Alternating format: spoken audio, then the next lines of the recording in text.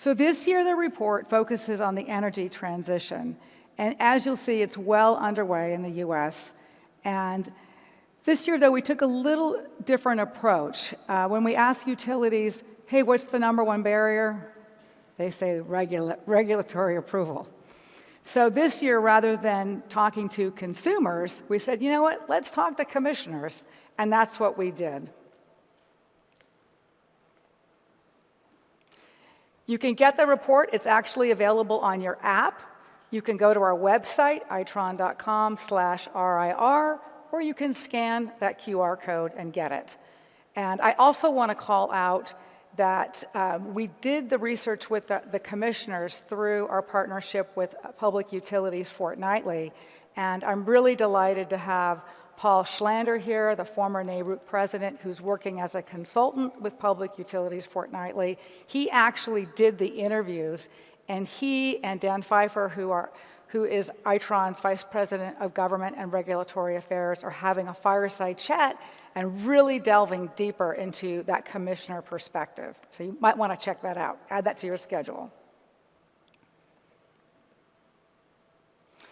In terms of methodology, we talked to 250 utility executives across the US, and we conducted the interviews with the 10 commissioners across 5 regions of NARUC, as well as the 4 census regions of the US.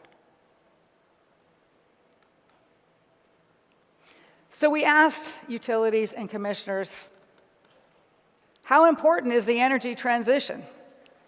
88% said, it's important.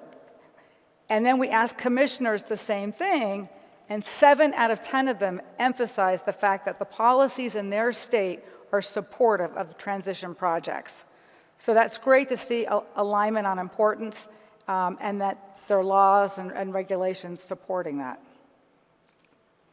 So then we asked, well, what's the current state? What are you doing in terms of supporting it? And 45% of your peers said they're in some phase of the implementation journey. Another 49% said, hey, we're in the planning stages, and then a small percentage haven't started yet. So there appears to be solid momentum behind the movement. And then we asked about barriers, and this table is looking at the commissioner perspective and the utility perspective. And you see on the commissioner's perspective, the #1 barrier, not surprising, is affordability and just the economics, followed by infrastructure siting. That's also a challenge, as well as the interconnection and transmission of the energy resources and getting them out to the communities. In terms of utilities, it was about infrastructure upgrades and grid modernization. #2 was the regulatory approval process, and then the lack of funding. And then #3 was the reliability and resilience concerns, especially with renewable energy and that intermittency.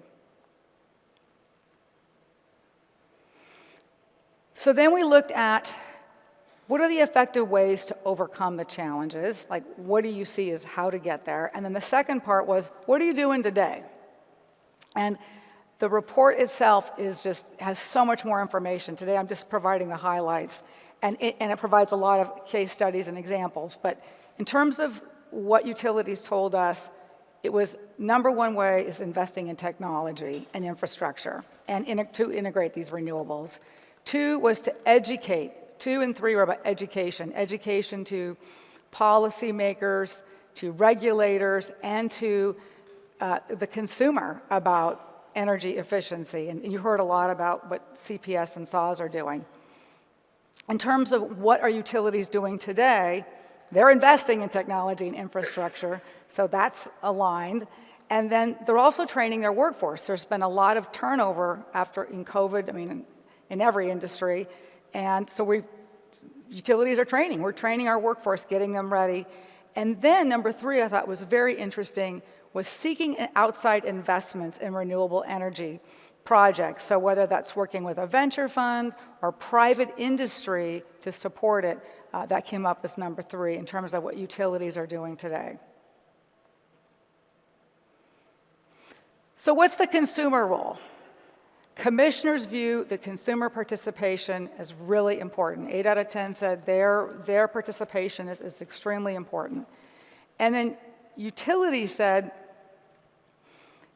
again, it's about educating consumers about importance of sustainable energy, ways to use better and more efficient appliances, more participation in demand response, as we saw from that demo earlier, how important that was.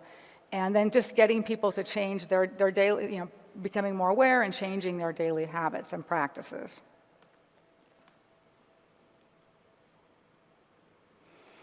So in terms of the priorities, we asked utilities, well, what are your technology priorities to enable the transition? And that was number 1, infrastructure upgrades, developing new renewable energy sources, and number 3, energy storage and managing that intermittency. Then we asked, well, what have you deployed to date? And 37% said AMI and grid storage, that was tied, followed by residential EV charging infrastructure, followed by solar PV arrays.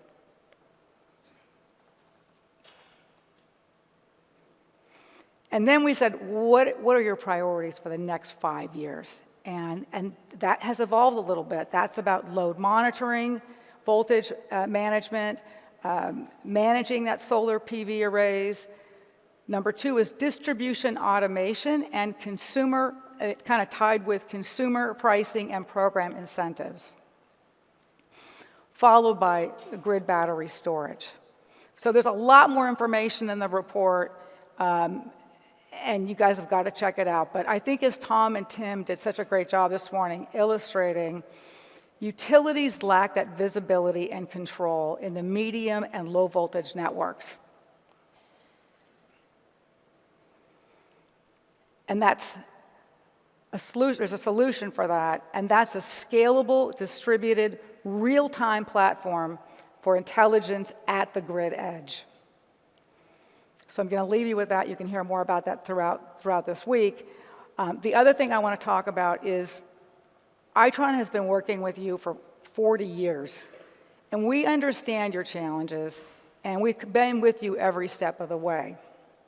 Our experience spans AMR, AMI, the smart grid evolution, forecasting, gas safety, distributed energy management, water conservation management, and edge intelligence.